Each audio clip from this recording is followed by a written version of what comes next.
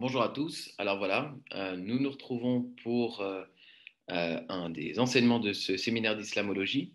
Aujourd'hui, nous allons parler de l'histoire de l'islam et nous allons nous donner comme cadre l'histoire traditionnelle de l'islam. Vous aurez un cours sur la contre-histoire de l'islam, c'est-à-dire plutôt l'approche des chercheurs. Mais là, on va plutôt s'intéresser sur l'histoire traditionnelle, quoique je vais quand même commencer avec une introduction plus généraliste, qui n'est pas que focus sur l'histoire traditionnelle, mais ça va nous permettre vraiment de comprendre comment les musulmans entendent l'islam et quelle est l'approche basée sur les sources de la tradition, les sources Coran, Sunna, biographie, etc. Alors, euh, avant de nous intéresser même à l'islam et à son histoire, nous devons nous intéresser à la préhistoire de l'islam. Et j'aurais pu faire commencer cette histoire à bien des endroits. Les musulmans, par exemple, présentent l'islam comme la première et seule vraie religion. Dans le récit musulman classique, le Coran, eh bien, c'est la principale source scripturaire de l'islam. Et ce Coran, il existe auprès de Dieu depuis toujours sur des tables gardées. Et de ce point de vue, eh bien, il n'y a pas de préhistoire de l'islam. L'islam est éternel. Alors, un des passages du Coran qui dit ça, c'est dans la sourate 56, verset 78, dans lequel il écrit que le Coran est une noble écriture conforme à un prototype gardé au ciel, et à la sourate 85, 21, 22, qu'il sache donc que ce Coran est un livre sublime, gravé sur une table parfaitement conservée. Et donc, si on veut avoir une approche un peu plus historico-critique de l'islam, on ne peut pas évidemment se contenter de cette description dogmatique, et il va falloir qu'on trouve des points de départ autres qu'auprès d'Allah et depuis toujours sur le point de vue historique. Alors, plus généralement, l'islam euh, suit, comme je vous l'ai dit, des propos recueillis dans les différentes sources, des chroniques historiques, notamment produites avant le Moyen Âge. Et ces savants ont présenté l'histoire de l'islam en intégrant et en articulant les données contenues dans la sunna, la tradition islamique, c'est-à-dire les recueils dans lesquels les rapporteurs, les compagnons du prophète ont rapporté ce qu'il a pu dire, ce qu'il a pu faire, et qui est venu jusqu'à nous par chaîne de transmetteurs. Parmi ces chroniqueurs les plus fameux, il y a notamment Mohamed Ibn Jarir at-Tabari, qui a produit un gros ouvrage, les Chroniques de Tabari. Et dans ces chroniques, il commence avec le récit de la création par Allah, le Dieu de l'islam, en passant par la vie des prophètes d'Adam jusqu'à Mohammed. Et selon ce récit traditionnel, eh bien, tous les prophètes étaient musulmans. Puis, il va relater l'histoire de l'islam jusqu'au IXe siècle. Et le même genre de chronique existe, par exemple, avec l'histoire des prophètes de Ibn Kassir, qui est aussi un grand commentateur du Coran, un commentateur très célèbre, on en parlera à d'autres moments. Et il y a d'autres types de sources, donc pour faire précis, là on parle des chroniques historiques. Un autre type de source, c'est les siras, les biographies du prophète. Et on doit mentionner la sira de Ibn Israq, qui est un résumé de la biographie produite par Ibn Hisham, à ce jour perdu, ou encore la sira d'Ismaël Ibn Kassir, qui est aussi une biographie de Mohammed qui raconte le début de l'islam. Donc on a trois sources principales en dehors du Coran: les chroniques historiques, les siras, les biographies, et les traditions, le hadith. Le hadith. Les traditions sont considérées comme plus anciennes et plus fiables, donc ce qu'on appelle le hadith, et il y a toute une science du hadith qu'on appelle ulum al-hadith, qui va répertorier ces différentes traditions, leur fiabilité, la fiabilité des transmetteurs, mais qui ne sont pas écrits sous forme de longs récits historiques. C'est plutôt des sections assez courtes. Et donc, il a fallu que les biographes aillent piocher dedans pour recomposer une histoire de la vie du prophète Mohammed. Et puis, comme ça, progressivement, ils ont pu produire les autres ouvrages de chroniques historiques ou de biographie. De notre côté, nous allons évidemment pas nous contenter de ces sources, vous l'avez compris, pour aborder l'histoire de l'islam. C'est pas qu'il faille absolument mettre de côté ces sources, parce qu'il y a beaucoup d'éléments intéressants dans ces sources et qui sont importants pour comprendre l'islam et son développement, mais cela reste des sources qu'il faut prendre évidemment avec beaucoup de prudence parce qu'elles ont été mises par écrit tardivement et par des personnes qui avaient bien un intérêt de diffuser et de promouvoir l'islam comme religion révélée par Dieu. Alors évidemment, le travail historique doit rétablir les faits tels que la recherche historique le promeut, et même si ça devrait ne pas concorder avec le texte religieux. Alors, où faire démarrer l'histoire de l'islam? Il y a plusieurs dates qui auraient pu être sélectionnées. La première, c'est évidemment 570-571 à la naissance du prophète Mohammed selon les récits traditionnels. Une autre date, ça aurait pu être 622, puisque c'est un moment important dans l'islam. C'est le moment où le prophète Mohammed va quitter la Mecque pour aller à Médine. Et ce moment est tellement important qu'il marque le début du calendrier musulman. C'est l'an 0 du calendrier musulman. Donc, je reviendrai sur cette date. Néanmoins, moi, j'ai retenu de ces deux dates aucune. Et la raison, évidemment, c'est que je cherche autant que possible à comprendre de manière objectivante les éléments qui ont concouru à la naissance de cette religion. Et pour ça, il nous faut remonter avant la naissance du prophète de l'islam, avant les grands moments de son ministère et comprendre la préhistoire. Alors, ces dernières années, il y a eu des avancées importantes qui ont été faites dans le cadre des recherches historiques sur les origines de l'islam dans les milieux universitaires. L'un des produits de cette avancée, c'est l'ouvrage assez récent, mais déjà célèbre, produit sous la direction de Ali Amir Mouezi et Guillaume Di, qui s'appelle Le Coran des historiens. Je vous conseille cet ouvrage pour la lecture, pour ceux qui veulent vraiment s'intéresser au contexte d'émergence de l'islam. C'est un ouvrage en 4 tomes. Le 4e tome est disponible uniquement numériquement parce que c'est une biographie générale. Et les 3 premiers tomes sont disponibles en version papier. Dans le premier tome de cet ouvrage, qui est bien épais, on va trouver une étude assez minutieuse sur le contexte et la genèse du Coran. Et il y a des dizaines d'historiens qui ont contribué à cet ouvrage. Et le choix a été fait dans cet ouvrage de démarrer l'étude à la période de l'Arabie pré-islamique, plusieurs siècles avant l'arrivée de l'islam. Et un autre ouvrage intéressant, important, qui a été écrit par une islamologue protestante qui s'appelle Christine Schirmacher, qui s'appelle L'Islam, Histoire et Doctrine. Dans cet ouvrage-là, elle fait le même choix de commencer à l'Arabie pré-islamique.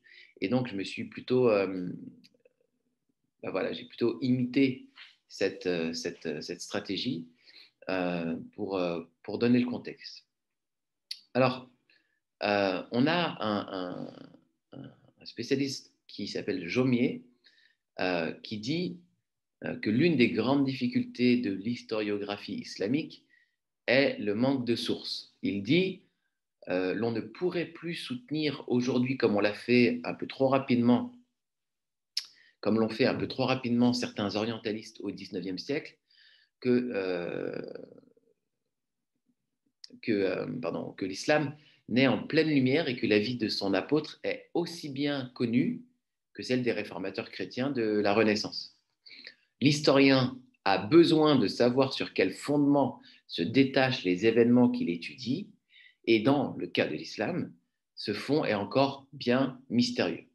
L'impossibilité de faire des fouilles en Arabie centrale nous prive de documents archéologiques et épigraphiques qui, à défaut d'autres textes, permettraient de connaître un peu la foi, les mœurs des Arabes d'autrefois, païens, juifs, chrétiens ou sabéens, et la répartition de leurs croyances suivant les régions.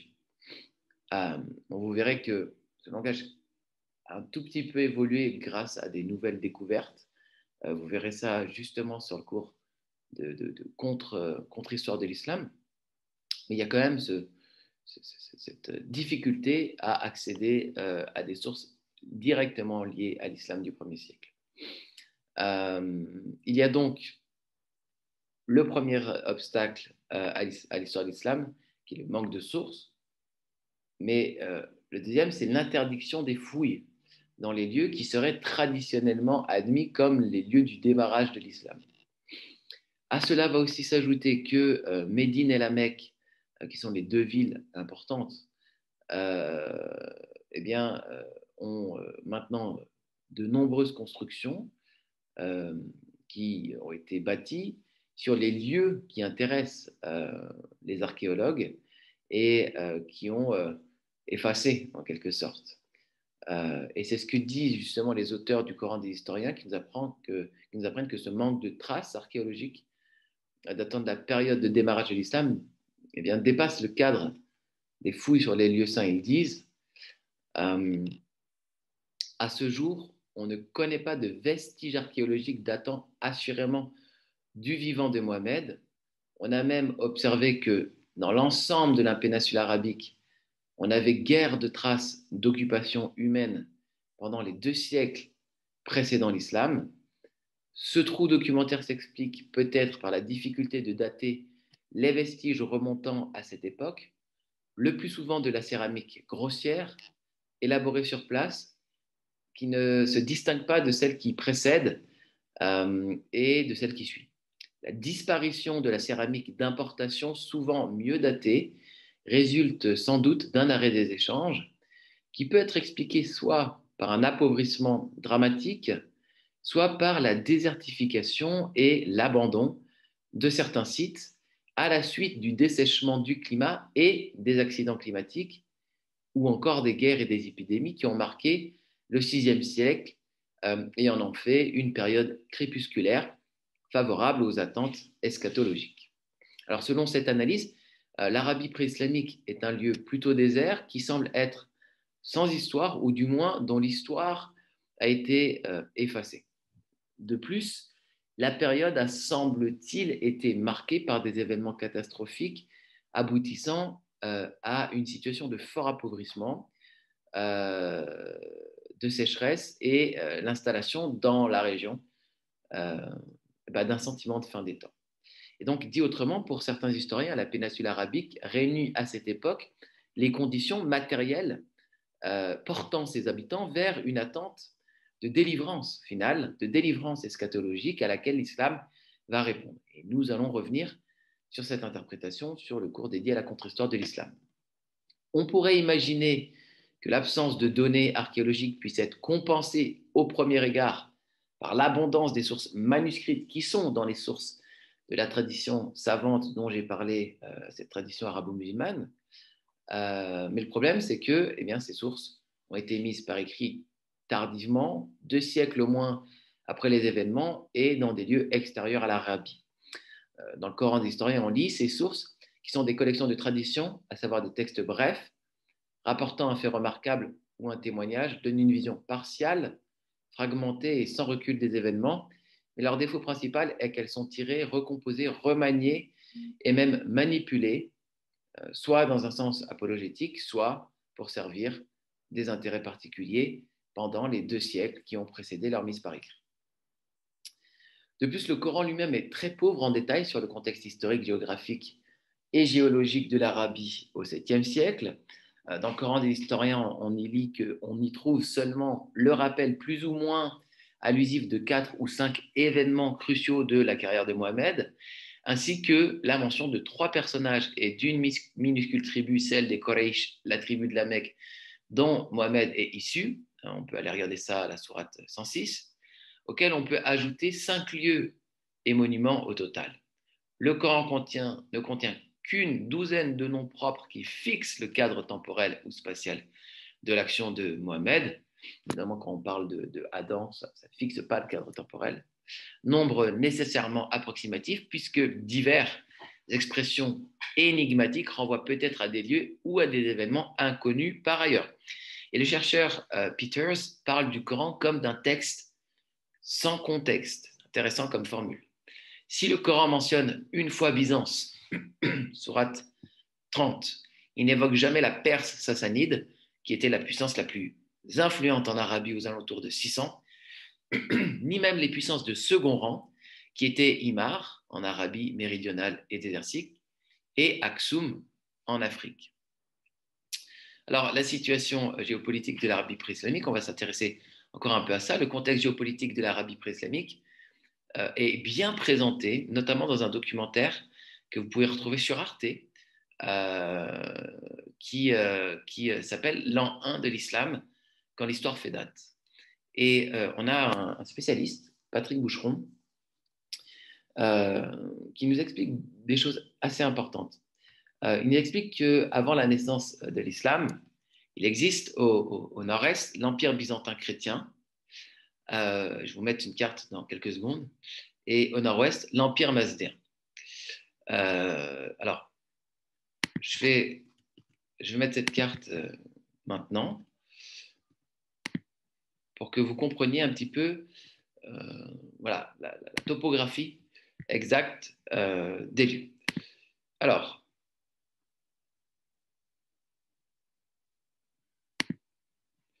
voilà. Là, vous avez donc en orange l'empire byzantin chrétien et vous avez en bleu l'empire mazdéen, qui est un empire qui autrefois était un empire polythéiste, mais qui s'est recomposé autour du culte d'Azza Mazda comme un nouveau monothéisme issu d'un ancien polythéisme. Donc, vous voyez l'Arabie pré-islamique là dans cette zone, tout l'empire byzantin en orange et tout l'empire perse en bleu. C'est très étonnant, puisque Médine et la Mecque, c'est là à peu près où vous voyez le curseur, ils sont largement entourés. Et puis, on a au sud, ici, eh bien, donc vous voyez là, c'est à peu près le Yémen ici. Vous voyez la corne de l'Afrique là, la mer Rouge entre les deux. Et au sud-ouest, le royaume d'Aksum chrétien, donc lié à l'empire byzantin au nord-ouest. Et dans le Yémen actuel, le royaume de Himar, qui est un royaume juif, prosélyte, qui lui est lié à l'empire mazdéen, hein, l'empire polythéiste, anciennement polythéiste mazdéen, qui avait le culte de Zoroastre. Donc, on va avoir des choses intéressantes qui sont passées. C'est que le royaume de Himar, le royaume juif de Himar, comme je vous ai, est puissant et prosélyte, et il est allié avec l'empire perse mazdéen, et il y a eu en fait des attaques de cet empire contre l'empire chrétien, et il y a eu des chrétiens qui ont été massacrés, et des gens de toute la région, pas seulement des chrétiens, qui ont été convertis au christianisme, et notamment des tribus arabes qui sont la population locale. En représailles, là, on a le royaume d'Aksum, chrétien, qui va envahir le royaume de Himar. Et ça va déclencher au nord une arrivée forte de l'empire mazdéen qui va s'allier de manière beaucoup plus forte encore avec le royaume de Himar et qui va comme conquérir toute cette zone pour faire face au royaume puissant d'Aksum. Et vous voyez ici que l'empire mazdéen en bleu va gagner du terrain, il va même reprendre la Méditerranée. Et l'enjeu de ces batailles qui arrivent avant l'islam, eh bien, c'est qu'il y avait deux routes commerciales. Une route commerciale qui arrivait par la mer et qui permettait le voyage entre l'Orient et l'Occident, si vous voulez, et une route qui était la route du commerce d'ivoire. Celui qui avait ces routes-là, eh bien, était extrêmement bien avantagé pour la domination de la région. Et donc, en l'an -8 de l'Hégire, 614, donc je vous rappelle que Mohamed est né en 570 selon le récit traditionnel, et que l'Hégire, l'an 0 de l'islam, c'est 622. On verra qu'il a commencé à prêcher autour de 610. À cette époque-là, la Perse, comme je vous ai dit, a repris le nord et a envahi Jérusalem. Il faudra se rappeler de cette date pour le prochain cours sur la contre-histoire de l'islam. Donc, on a ici des enjeux très intéressants. Et vous voyez donc le royaume Mazdéen va dominer la région. Et il y a ici, là, en gris, une zone qui échappe, si vous voulez, aux enjeux géopolitiques, qui semble ne pas être au cœur des batailles entre le royaume d'Aksum et de Hémar, qui est une zone un peu délaissée, un peu désertique. Et c'est précisément dans ce triangle-là qu'existe eh bien, la Mecque, Médine, et le démarrage géopolitique de l'histoire. Et donc, c'est un angle mort. C'est un angle mort dans lequel eh bien, convergent les influences de toutes parts du monothéisme chrétien, du monothéisme mazdéen, des puissances juives et chrétiennes alentour. Donc, je vais quitter le mode de partage. Voilà. Non. Hop. Et je vais revenir avec vous. Et donc, il y a un bouillonnement dans cette zone. C'est un peu un teaser du prochain cours, mais il y a comme une révolution religieuse en marche dans ce bouillonnement du monothéisme de l'Arabie. L'idée est peut-être que l'islam, plutôt que d'être une révélation spontanée venue de Dieu ou d'un ange à un prophète qui tout entier entend une révélation coranique et vient créer une toute nouvelle religion, en tout cas vient créer un nouveau élan religieux qui s'appelle l'islam, et ben peut-être qu'en réalité, ce n'est pas ça. Peut-être qu'en réalité, c'est simplement une réforme religieuse à partir des influences monothéistes juives et chrétiennes qu'il y avait sur place, avec un fond d'intérêt géopolitique pour la domination de la région et l'intégration des tribus arabes dans ce bouillonnement.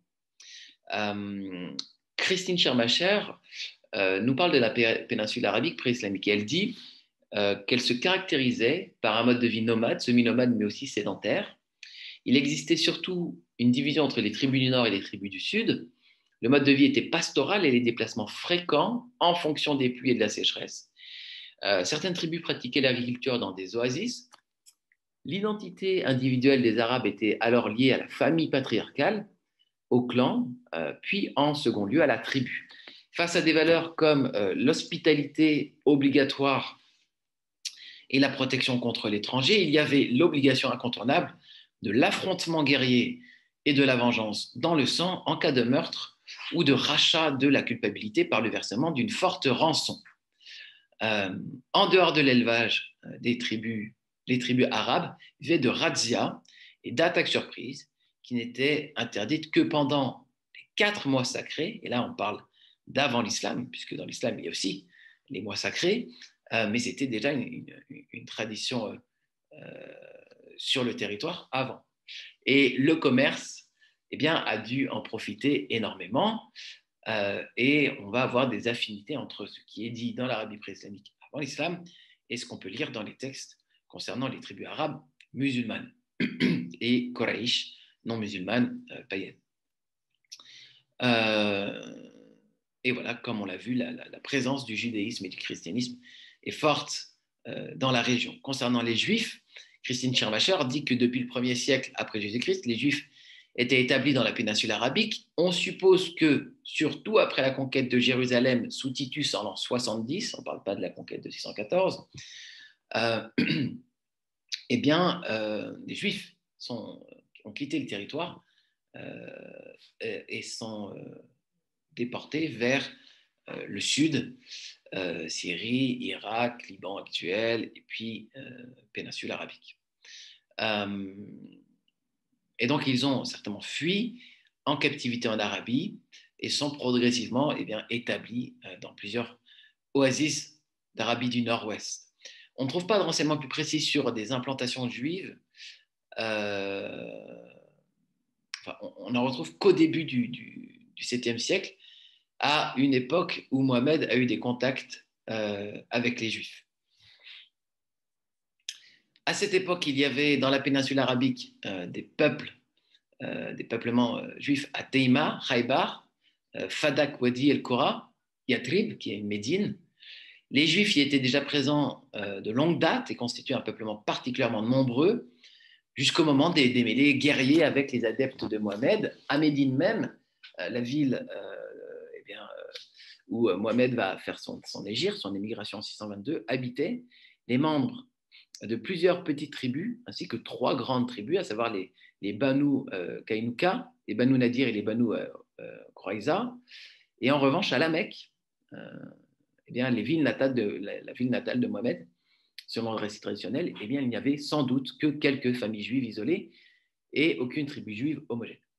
Et il y a des raisons d'admettre que la population juive de Médine ne comportait peut-être pas seulement d'authentiques juifs, mais aussi de nombreux arabes passés au judaïsme, puisque, comme je vous l'ai dit, on avait aussi des phénomènes de conversion avec un judaïsme, on va dire, prosélyte, en tout cas qui faisait des prosélytes.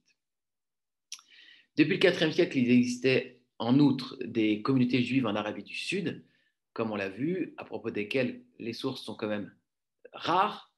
Les Juifs des oasis d'Arabie du Nord se sont subdivisés en plusieurs tribus, mais ils étaient sédentaires.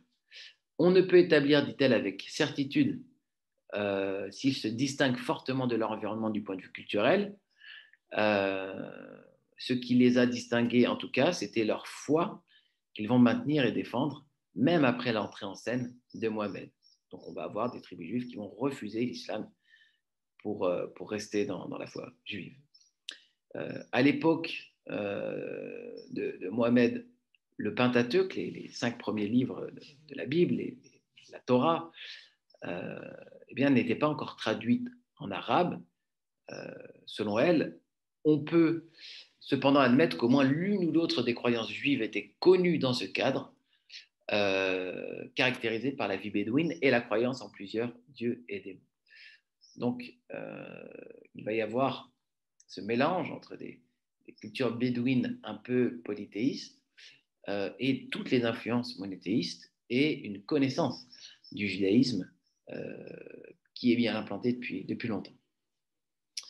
Elle dit que sur la base de son analyse des traditions arabes concernant l'Ancien Testament, Ignace Goldziher admet que parmi les musulmans, la connaissance de la Torah s'appuie exclusivement sur des oui-dire jusqu'au 9e, 10e siècle, car chez les auteurs musulmans, on trouve constamment des citations de l'Ancien Testament, mais celles-ci sont le plus souvent reproduites sous forme incorrecte.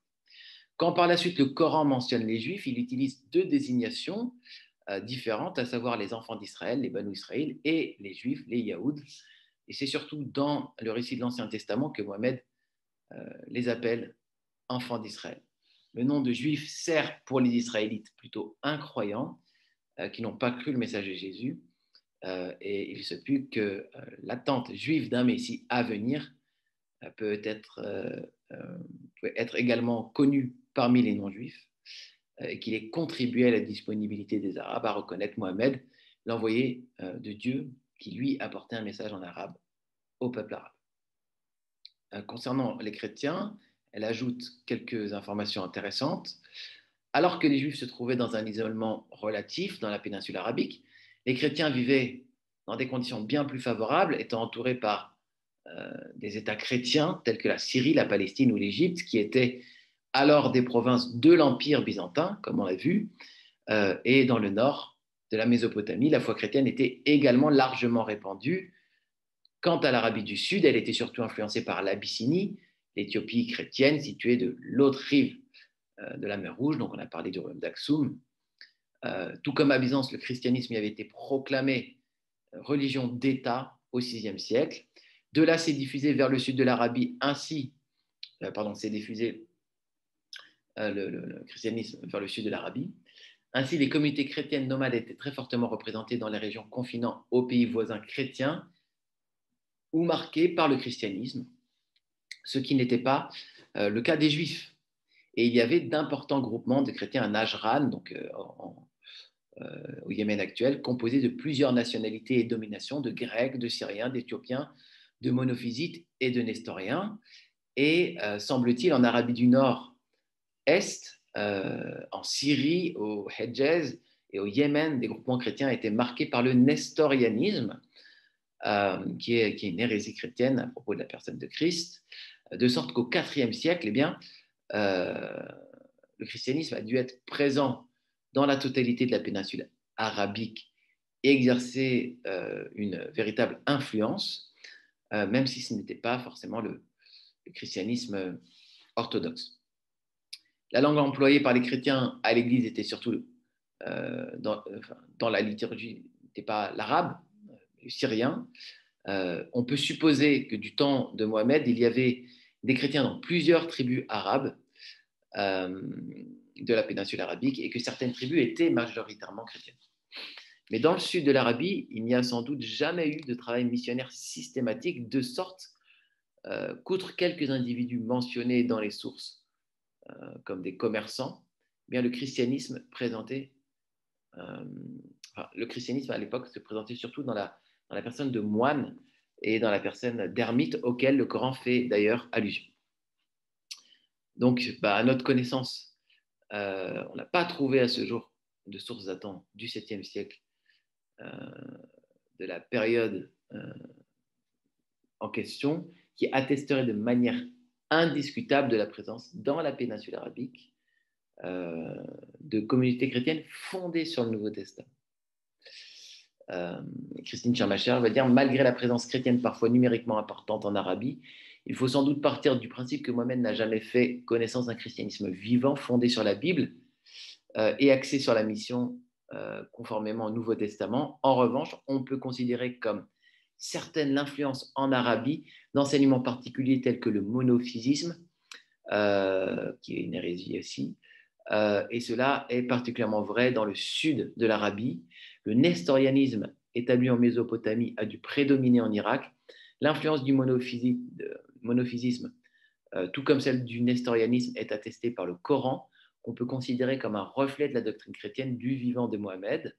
Et on a Montgomery Watt qui a signalé à juste titre qu'en dehors de la crucifixion traitée en un seul verset, donc c'est la sourate 457, une simple allusion aux disciples de Jésus et à quelques-uns de ses miracles, le Coran ne contient aucune des doctrines fondamentales de Jésus telles qu'on les trouve dans le Nouveau Testament, et en particulier de son message de salut.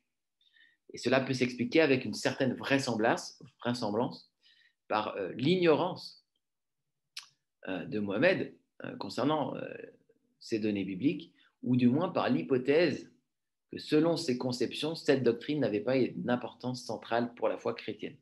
Alors ça, c'est une thèse. Il y a d'autres thèses dans lesquelles, au contraire, on va estimer que Mohammed était au contact de beaucoup de sources chrétiennes et que ça avait une importance fondamentale. On doit reconnaître, dit-elle, une tragique défaillance de l'Église chrétienne au 1er siècle dans le fait que la mission n'ait manifestement pas su apporter la doctrine chrétienne sans falsification dans les régions pourtant voisines de la Palestine. Il en résultait à la Mecque, la ville natale de Mohammed, où on vivait presque exclusivement du commerce, qu'on ne pouvait se faire qu'une idée défectueuse et lacunaire du christianisme. Voilà, donc dans ce contexte, on comprend mieux l'idée développée par Patrick Boucheron dans le documentaire Arte dont j'ai parlé, selon lequel l'islam fut peut-être initialement une religion issue du judaïsme et du christianisme, puisqu'il y a une influence chrétienne juive notable. C'est une thèse très étudiée en ce moment, qui est bien vulgarisée par Odon Lafontaine, qui répertorie de nombreux travaux, notamment ceux du père Marie Galaise, donc Odon Lafontaine, alias Olaf, qui a notamment publié un livre disponible gratuitement sur Internet qui s'appelle Le Grand Secret de l'Islam, où ces nouvelles thèses sont développées on aura un cours là-dessus. Voilà pour ce qui est de la longue introduction. Je vais aller maintenant sur la biographie du prophète Mohammed selon le récit traditionnel. Selon le récit traditionnel, Mohammed naît en 570. Il est parfois mentionné 571, même le 20 août 571. Donc là, c'est vraiment des détails de datation. Son père va mourir alors que Amina, sa mère, eh bien, n'avait pas encore accouché. Donc Mohammed n'a pas connu son papa. Les 2 premières années de sa vie, Mohammed est confié à Halima, sa nourrice, qui est dépourvue d'enfants, pour être élevé dans le désert. Et en 573, alors que Mohammed a 2 ans, eh bien, 2 anges viennent lui ouvrir la poitrine et lui purifier le cœur en prenant une partie. Et vous pouvez voir là certainement une référence à la circoncision du cœur. Et lorsqu'on regarde l'histoire de Mohammed, on voit qu'il y a beaucoup d'éléments qui pourraient faire dire que l'islam est un messianisme, où beaucoup de choses qui appartiennent à la tradition juive et chrétienne et beaucoup de choses qui appartiennent au Christ sont imputées à Mohammed. Donc, de temps en temps, je vais vous ouvrir un petit peu voilà, la circoncision du cœur. Vous ne l'aviez peut-être pas vu, mais l'idée qu'on lui ouvre la poitrine et qu'on lui purifie le cœur peut faire penser à ça et montre une certaine influence.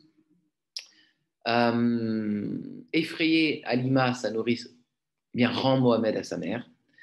De 573 à 577, Mohammed va grandir à la Mecque auprès de sa mère. Et ils vont alors partir en voyage de visite de la famille et vont sur la tombe du père de Mohammed. Sur la route de retour, Amina, la mère de Mohammed, va mourir. Et il est âgé de 6 ans. Donc à 6 ans, Mohammed a perdu son père qu'il n'a pas connu et sa mère. Et le petit Mohammed est confié à son oncle Abou Talib à l'âge de 7 ans. Certaines traditions expliquent qu'il fut un jour atteint d'une conjonctivite. Son grand-père, Abd al-Muttalib, décida de l'emmener chez un moine réputé pour son pouvoir de guérir les yeux. Et si Mohammed, lui, ne voyait rien, bien, le moine, lui, eh bien, il voyait qu'il avait affaire à un messager de Dieu et lui aurait dit son remède est en lui avant d'ordonner qu'on soigne Mohammed avec sa propre salive. Alors ça vous rappelle peut-être la guérison de Jésus que Jésus a opérée sur l'aveugle avec de la salive et de la boue qu'il a mis sur les yeux de l'aveugle. La Sira d'Ibn Kathir nous apprend qu'Abd al-Muttalib pensait déjà que son petit-fils serait le prophète de sa communauté. Il emmène même voir un devin qui dit qu'il aura un rôle considérable. Selon la tradition musulmane, en ces temps-là, les démons pouvaient s'approcher du paradis, enfin les genoux pour être plus précis, pour entendre ce qui se disait au ciel. Et ceci expliquerait pourquoi les devins connaissaient des choses sur l'avenir de Mohammed. Et finalement, selon cette même tradition, eh bien, après la venue de l'islam, les démons ont été empêchés de s'approcher du paradis, notamment par des jets de météorites qui les faisaient reculer. En 583, l'oncle de Mohammed va emmener Mohammed avec lui en voyage commercial en Syrie, à Bosra. Et ils vont y faire la rencontre d'un moine, le moine Bahira, qui reconnaît en lui le prophète annoncé par des textes sacrés conservés chez lui. Ce moine prétendument chrétien, bizarrement, le fait jurer par Allat al-Uzza, deux divinités du polythéisme arabe, ce qui donne une certaine appréhension de ce récit et surtout de l'authenticité du christianisme de ce moine. Mais Mohammed refuse. À l'époque, il est âgé de 12 ans. Et puis, plus tard, en 586, Mohammed se distingue lors de la guerre de Fijar qui éclate entre deux tribus. Donc, juste, j'avais mentionné l'âge de 12 ans, puisque à 12 ans, Mohammed va refuser au nom du monothéisme. Il va pratiquement enseigner ses aînés. Et il y a aussi forme de mimétisme peut-être avec Jésus qui au temple enseignait à 12 ans. Alors, je vous disais en 586, guerre de Fijar, elle éclate entre deux tribus pendant les mois sacrés. À cette époque, Mohamed ramassait les flèches pour son oncle. Il est âgé d'environ 15 ans et il prend aussi parfois part au combat. Il va ensuite participer à plusieurs campagnes militaires entre 585 et 591. Et en 591, Khadija bint Huwaylid, femme d'affaires, noble, fortunée, va charger Mohamed, surnommé à l'époque El Amin, le digne de confiance, d'affaires commerciales en Syrie. La famille de Khadija est chrétienne ou judéo-nazaréenne. Elle est membre de l'importante tribu mécoise des Banu Assad, qui est une branche des Koraïch. Et d'après Ibn Israq, son cousin Waraka, Ibn Nofal, est prêtre nestorien. Donc on a affaire à un environnement chrétien de type hérétique autour de Mohamed. 5 ans plus tard, alors que Mohamed est âgé de 25 ans, il va épouser Khadija.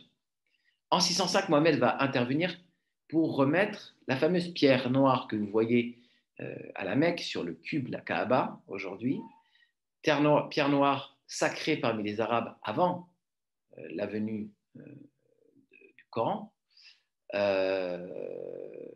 Et il va résoudre un conflit entre les différents chefs de tribu, puisque la pierre noire était tombée et il fallait savoir quel chef de tribu allait avoir l'honneur de la remettre. Et donc, il y avait une bataille par rapport à ça. Mohamed a 35 ans et ingénieusement, il va proposer de mettre la pierre noire au milieu d'un drap tenu par chaque bout par l'un des 4 chefs pour monter ensemble la pierre noire d'un geste commun et éviter la concurrence, mais ce qui va évidemment placer Mohamed au centre du jeu et qui va renforcer sa réputation. En 610, Mohamed va recevoir sa première révélation coranique dans la grotte de Hira sur le Djebel An-Nour. Il a 40 ans et de 610 à 613, eh bien, il va prêcher en secret et l'année 613 marque le début de sa prédication publique sur le mont Safa. Mohamed va ensuite épouser Souada, qui a 55 ans, peu avant d'épouser Aïcha, qui a 6 ans, et qui est la fille de son très cher ami Abou Bakr, qui sera le premier calife après sa mort. Il va répudier Souada, qui est âgée, 4 ans plus tard, puis il va la reprendre avec lui, mais sans droits conjugaux qui vont revenir à Aïcha à l'âge de 10 ans. Et donc, il aura le droit conjugal, c'est-à-dire le droit de coucher de Souada, qui va être imputé à Aïcha. En 615 commence la persécution des premiers musulmans. Une partie d'entre eux fuit en Abyssinie. C'est la première immigration. Et l'année suivante, en 616, a lieu la seconde hijra en Abyssinie. C'est la seconde immigration vers cette région, qui est l'Éthiopie, et le roi chrétien d'Abyssinie va le prendre sous sa protection. Ça fait partie de la petite Égir, la grande Égir en 622, on va y revenir. De 617 à 619, eh bien, les musulmans se réfugient à l'extérieur de la Mecque et ils sont victimes d'un terrible embargo de la part des Koraïch, la tribu de naissance de Mohammed, polythéiste, et cet embargo va être levé en 619. Cette année-là, l'année 619, eh bien, elle est appelée l'année de la tristesse, parce que l'oncle de Mohammed, Abu Talib, ainsi que sa première femme, Khadija, vont mourir. Et en 620, eh bien, Mohammed va vivre un moment crucial qu'on appelle Isra et Miraj, qui sont en 2 moments. C'est le voyage nocturne de Mohammed qu'il fait de la Mecque jusqu'à Jérusalem, puis suivi de son ascension dans les cieux à Jérusalem à l'aide d'une monture fantastique qu'on appelle Al-Burak. Et Mohammed a 50 ans à ce moment-là. Alors, en juillet 621, a lieu le premier pacte de Aqaba. C'est un pacte dans lequel il va y avoir 12 hommes dont 10 de la tribu d'Al-Khazraj et 2 de celle d'Al-Aus, de la région de Médine, qui sont les Ansar. Ces 12 hommes vont prêter serment d'allégeance à Mohammed. Et en juin 622, le deuxième pacte d'Aqaba, avec 73 hommes et 2 femmes qui vont y participer et qui vont prêter aussi serment à Mohammed. Et Mohammed demande à 12 hommes de représenter le peuple. Évidemment, ça nous rappelle la tradition biblique avec les 12 tribus d'Israël, avec Moïse qui va prendre 12 représentants. Et nous avons cette prophétie que Jésus est le nouveau Moïse qui va aussi prendre 12 apôtres pour sa nouvelle alliance. Et il y a ici, donc ces 12 hommes vont veiller à l'application du serment. Et il y a ici la base de la construction politico-religieuse de l'islam. Et le prophète va dire à ces 12 hommes, vous engagez pour votre peuple, comme le firent les apôtres de Jésus, fils de Marie, pour les leurs. Et je m'engage, quant à moi, pour mon peuple, c'est-à-dire les musulmans. Donc on comprend là qu'il y a un nouveau paradigme religieux qui s'installe et s'instaure sur une base d'imitation de l'apostolat de Jésus avec ses apôtres, comme s'il y avait une nouvelle ère et donc quelque chose d'une continuité ou en tout cas d'une copie, d'une identification, c'est le mot que je cherche, à ce que Jésus a fait. Le 13 septembre 622, le prophète va émigrer à Médine, c'est l'an 0 du calendrier musulman, et il va peu à peu là-bas rallier de nombreux partisans, faire grossir son armée, se constituer une véritable armée. Et en 623, Mohammed va changer l'orientation de la prière suite à une révélation. Jusque-là, on priait en direction de Jérusalem, comme les Juifs. Mais puisque on voit aussi un changement du comportement, on voit en tout cas que les Juifs n'adhèrent pas à Mohammed pour une partie, ils ne suivent pas, sourate 2, 142 à 150, et de manière assez concomitante, eh bien, Mohammed va recevoir une révélation de redirection de la prière vers la Mecque. On ne prie plus en direction de Jérusalem, mais on prie en direction d'Aqaba.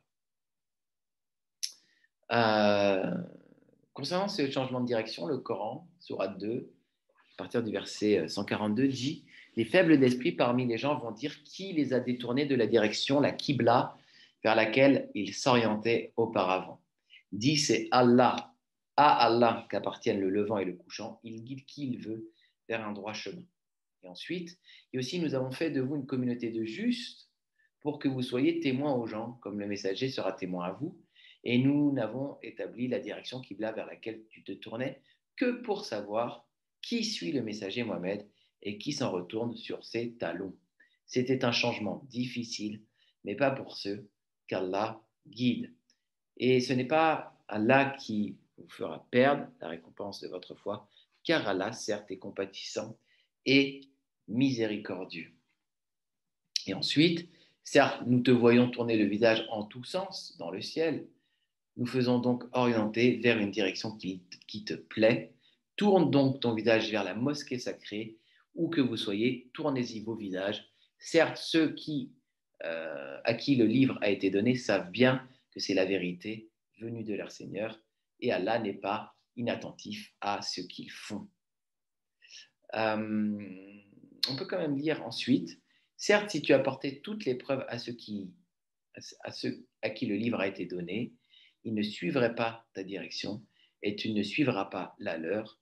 Et entre eux, les uns ne suivent pas la direction des autres.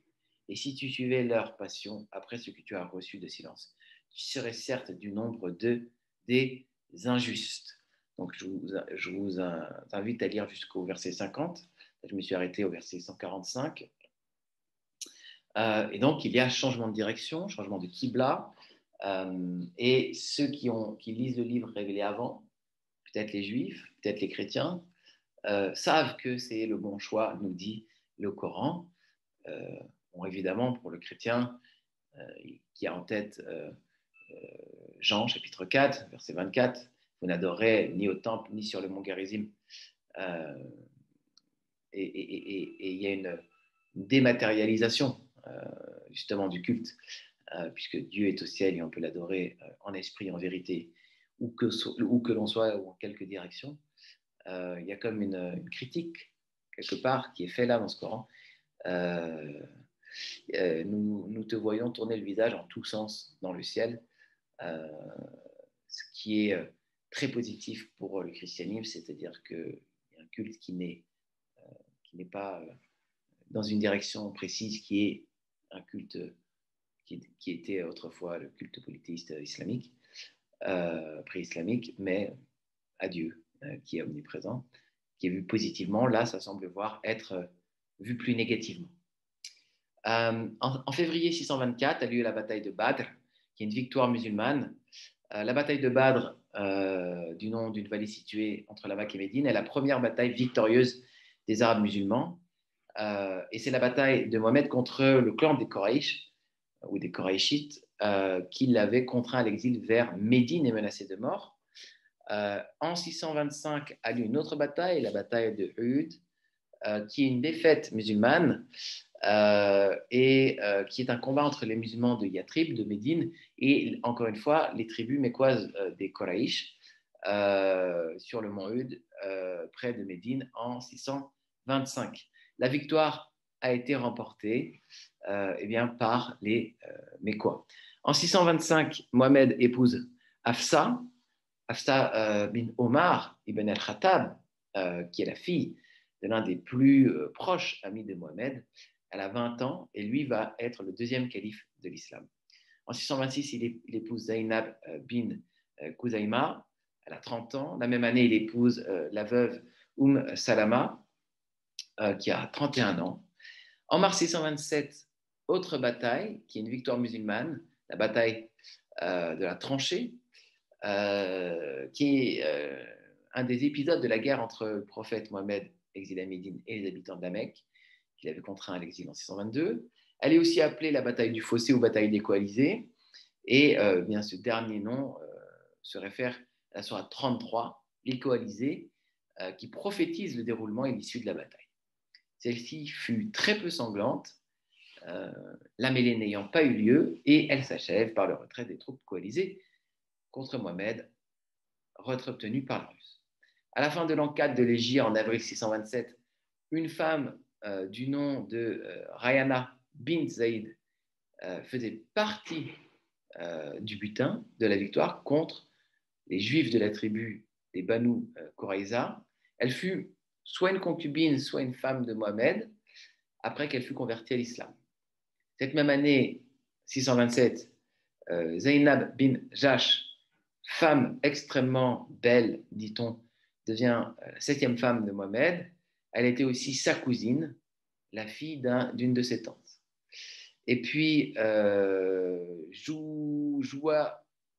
Jouaïria bint al-Harith devient 8e femme de Mohammed, un an plus tard, en 628, à l'âge de 18 ans.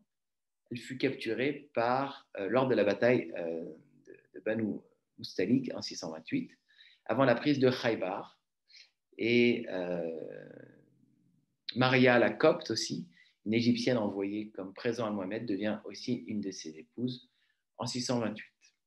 En 628 a lieu le fameux traité d'Hudaybiyah, qui est un pacte signé entre Mohammed et les autorités de la Mecque, qui devait permettre au prophète de l'islam et ses fidèles de se rendre en pèlerinage à la Mecque pendant 3 jours l'année suivante. Il prévoyait également une période de paix de 10 ans entre les deux parties, mais selon le récit islamique, eh bien, les Mécois brisèrent le traité l'année suivante. Et en janvier 630, Mohammed décide de conquérir la ville. Alors, on revient un an en avant. En 629, Mohammed va réaliser le petit pèlerinage, la Umrah. Lors de ce pèlerinage, Mohammed accepte d'épouser Bara bint Al, qui est la belle-sœur d'Abbas, un allié de longue date. Il épouse aussi cette année Habiba. Elle était la fille d'Abu Sofyan, un grand émis de l'islam, chef des tribus Quraysh. Et en 629, les musulmans vont attaquer la forteresse de Khaybar, où des tribus juives se coalisent contre l'islam. Et lors de l'attaque de Khaybar, un musulman du nom de Dia capturait Safia bint Oyai, qui est une jeune demoiselle noble de 17 ans de la tribu des Banu Nadir. Elle était l'épouse du juif Kinana ibn al-Arabi, commandant, qui fut torturé après la bataille. Et son père, Oyai ben Akhtab, avait été décapité 3 ans auparavant sur ordre de Mohamed. Et son frère avait perdu la vie dans des batailles contre les musulmans. Donc, selon des hadiths du Sahih Bukhari, un homme vient à Mohamed pour lui décrire la beauté de Safia et dit qu'elle lui conviendrait plus que Dia. Mohamed l'échange contre 2 cousines de Safia, va l'affranchir et va l'épouser le lendemain. Et Mohamed convainquit Safia de se convertir à l'islam avant de se marier. Selon un hadith rapporté par Ibn Sa'd, Mohamed lui laisse le choix entre se convertir à l'islam et se marier avec lui, ou rester juive et libre, n'ayant ni père ni frère, donc aucun gardien parmi les juifs. Elle accepte la conversion et le mariage. Mohamed a décidé, après le traité d'Hudaybiyah, d'envoyer des lettres à de nombreux chefs d'État en les invitant à se convertir à l'islam. Et ça, ça montre la puissance qu'avait pris Mohamed, puisqu'il va écrire à Héraclius, le César de Byzance, Khosrow II, l'empereur de Perse, le Négus d'Éthiopie, Mukakas, le souverain d'Égypte, Harith Ghassani, gouverneur de Syrie, et Munzir ibn Soit al-Tamimi, le souverain du Bahreïn. Habib ibn Abi Balta fut aussi envoyé comme ambassadeur. Fut envoyé comme ambassadeur de l'islam à Alexandrie, le siège du gouvernement d'Égypte à l'époque. En 630 a lieu la conquête de la Mecque. Mohamed marche avec 10 000 hommes sur la ville. Tous les musulmans qui étaient restés cloîtrés chez eux ne furent pas tués, ainsi que ceux qui étaient restés dans la Kaaba, le cube noir, dans laquelle les 360 idoles arabes étaient gardées. Ce cube fut ensuite appelé la mosquée sacrée. Elle a été comme rebaptisée, si j'ose dire. Arrivé à la mosquée sacrée, Mohamed va toucher la fameuse pierre noire, faire le tour du cube et à l'aide d'un arc qu'il tenait à la main, va faire tomber les 360 statues se trouvant, parmi les 360 statues, celles qui se trouvant autour et sur la Kaaba, tout en récitant le verset suivant. Dis la vérité est venue et l'erreur s'est évanouie. Certes, l'erreur est évanescente. Coran 17, 81. Ce jour-là, Mohamed fit des circambulations rituelles, le tawaf, juché sur sa monture. Le gardien de la Kaaba lui remet les clés de la mosquée sacrée.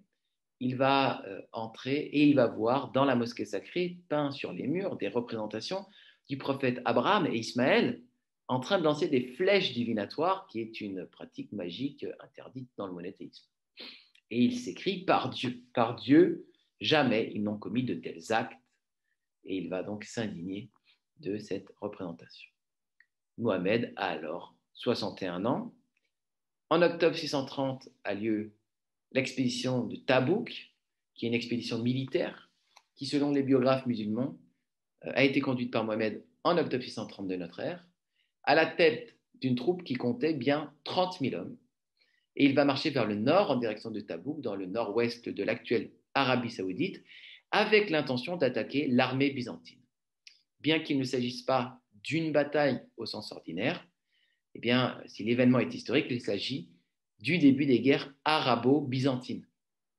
Alors, il n'existe pas de récit byzantin contemporain des événements, et une grande partie des détails viennent de sources musulmanes tardives. Compte tenu de ce fait et de ce que les armées ne se sont jamais rencontrées, eh bien, certains érudits, notamment des orientalistes occidentaux, ont mis en doute l'authenticité des détails entourant l'événement, alors que dans le monde arabe, il est communément admis comme historique.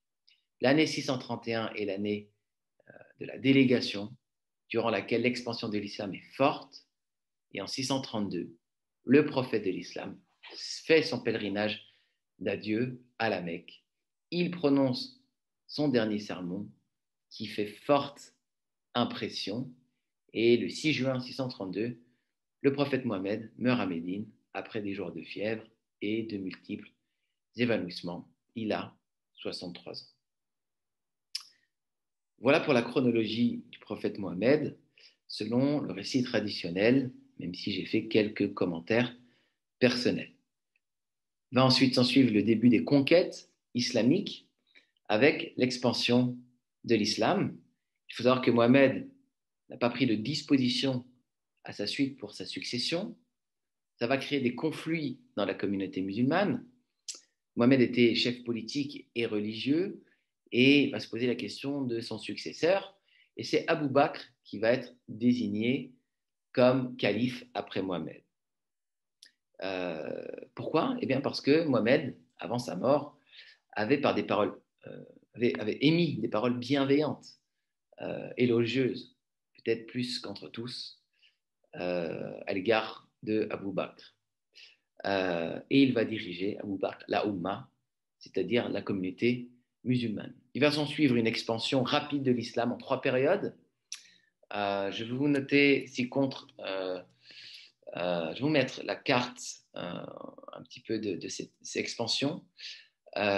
Expansion à l'époque de Mohammed, expansion à l'époque des premiers califes, et puis expansion aussi à l'époque omeyyade, qui va arriver après les 4 premiers califes. Donc vous voyez sur votre écran, en vert, l'expansion, ce vert-là, l'expansion du vivant de Mohammed, ici, en vert clair. En vert foncé, ça va s'élargir, en vert foncé, Mohammed, je suis en bas, Médine Namek, l'expansion, et en vert clair, toute l'expansion qui va se dérouler sous les califes, les 4 premiers califes. Donc, on va revenir, mais Abu Bakr, Omar, Othman, Ali. Et puis derrière, la conquête sous le calife omeyyade, après ces 4 califes, qui, vous voyez, va aller jusqu'en Espagne, avec des dates des principales batailles, notamment contre les grands empires, l'empire byzantin, avec à Constantinople, ou à Poitiers en 632, à Cordoue en 611. Donc voilà, quelques batailles importantes. Il y a aussi des batailles internes à l'islam, comme la fameuse bataille de Siffin en 657. Voilà, je vais revenir peut-être rapidement. Alors, les 4 califes bien guidés, on parle un petit peu d'eux. Abu Bakr, il est calife de 632 à 634. Sa tâche principale, c'est la soumission des tribus arabes qui, après la mort du prophète, cherchent à s'autonomiser du pouvoir des nouveaux dirigeants. Donc, dès que Mohammed meurt, il y a des tribus arabes qui veulent prendre leur autonomie. Abu Bakr va essayer de les garder soumis. Et ceci a pour conséquence les premières conquêtes musulmanes vers le nord, Byzance, la Perse, puisque c'est les tribus du nord qui posent problème. Et finalement, en allant gérer ce problème, eh bien, on s'approche de Byzance et de la Perse. À sa mort, Abu Bakr avait conquis la ville de Hira, en Irak, une fraction de la Syrie et une grande partie de la Palestine. Ensuite, on a Omar ibn al-Khattab, qui lui est calife de 634 à 644, c'est le beau-frère du prophète. Le beau-père du prophète. Beau-frère du prophète, désigné par Abu Bakr. Il poursuit les conquêtes juives jusqu'en 636. Une importante victoire en 636 amène Byzance à abandonner la Syrie et la Palestine, ce qui ouvre la voie vers l'Égypte, qui ne tarde pas à être prise. Une autre victoire contre les Perses à Qadisiyah en Irak en 635 et en 637 donne aux musulmans un accès à l'empire perse. Omar veut renforcer militairement les nouveaux territoires conquis, ce qui donne naissance à Koufa, Bassora et Al-Fusat, le vieux Caire, qu'il place sous l'autorité des compagnons du prophète qui avaient fait leurs preuves. Il organise l'administration financière, donc ils organisent l'administration financière et font appliquer le code pénal en fonction des nouvelles questions qui se posent. Et Omar se donnait le titre de prince des croyants. Omar est assassiné et on va élire Othman ibn Affan, un gendre du prophète. La principale conquête fut l'incorporation définitive de la Perse à l'Empire islamique. Pour le reste, l'extension à grande échelle avait pris provisoirement fin en Égypte, dans le Nil supérieur. La résistance du royaume chrétien de Nubie avait arrêté l'expansion, ce qui amena les conquérants à se tourner vers l'Afrique du Nord. Et ils vont se soumettre à un certain nombre de tribus berbères anciennement christianisées. La soumission de la Perse et l'avancée en Afrique du Nord marquent la fin du premier voyage, la fin de la première vague de conquête, si vous voulez. C'est sous son califat qui rassemblait et fixait le texte homogène du Coran. Et les récitateurs du Coran qui ont été disqualifiés eh bien, vont se soulever contre lui, à Koufa notamment, en Égypte. Et il est assassiné en 656. Et vous verrez justement la question des autres récitateurs du Coran à Koufa avec Ibn Masoud. C'est ça. Et sa version du Coran, selon certaines traditions. Non, oui, c'est ça. Les califes bien guidés, eh bien, le quatrième, c'est Ali. Ali qui est genre des cousins du prophète Mohammed. Il est calife entre 656 et 661. Elle est remise en question par Muawiyah, qui va contester la légalité de son élection. Une affaire dans laquelle la question de la vengeance de l'assassinat de Othman va jouer un certain rôle, puisque Ali va transférer à Koufa le siège de son gouvernement de Médine, qui avait été jusque-là centre incontesté de l'Empire islamique. À Médine, les compagnons du prophète, mécontents de s'unir, reprochent à Ali trop de mollesse à poursuivre les assassins de Othman. Et ils vont l'attaquer à la bataille du Chameau que Ali va remporter. Cette bataille fut ainsi nommée parce que, montée sur un chameau, Aïcha, la veuve du prophète, combat aux côtés des adversaires de Ali. Il va ensuite y avoir d'autres batailles, notamment la bataille de Siffin. Et finalement, suite au califat de Ali, c'est à nouveau les compagnons et puis Ali, puisque Ali était de la famille du prophète, et donc se jouait un combat entre la famille et les compagnons. Et suite à Ali, on aura Muawiyah, justement, qui va diriger le califat Omeyyade. Donc Omeyyade vient de Muawiyah. Et ça sera ensuite des califes issus des compagnons qui vont se mettre en place. Donc, en résumé, pour finir, le récit traditionnel de l'origine de l'islam déclare que Mohammed, un illettré vivant dans le désert d'Arabie, a reçu une révélation par un ange envoyé par Allah à l'âge de 40 ans. Cet ange lui aurait fait savoir que Dieu l'avait choisi afin de prêcher la religion de l'islam à ses contemporains païens. À cette époque, l'Arabie était dans une période d'ignorance, de forte idolâtrie, c'est ce que les musulmans appellent la Jahiliya, dans laquelle Mohammed va faire surgir la lumière du Coran qui enseigne le retour au Dieu unique. En même temps, cette nouvelle religion prône le retour aux révélations anciennes qui avaient été faites aux différents prophètes bibliques. Mohammed aurait réussi cette réunion autour d'un Dieu unique, ce qui n'est pas sans rappeler l'évolution du masdéisme anciennement polythéiste en une religion monothéiste. Il l'aurait fait au seul moyen de sa prédication et par des victoires inattendues sur ses opposants. Ceci aboutit alors à la destruction des multiples idoles du paganisme arabe qui étaient réunies dans la Kaaba, le fameux cube noir de la Mecque, en 630. Cet endroit est alors réhabilité, on lui rend son usage premier, c'est lui d'être le centre du culte monothéiste. Rapidement après la mort de Mohammed, un immense empire se répand au 7e et 8e siècle, qui s'étend de l'Espagne jusqu'à l'Asie centrale. Et tout l'argumentaire islamique tient sur une interrogation: comment est-ce qu'une religion nouvelle peut-elle apparaître à partir de rien et d'une personne illettrée? La réponse est évidemment pour eux que cela ne peut venir que de Dieu. Et c'est pour ça aussi qu'en tant que chrétiens, nous nous intéressons à la réponse au récit traditionnel, réponse que nous allons voir dans le prochain cours.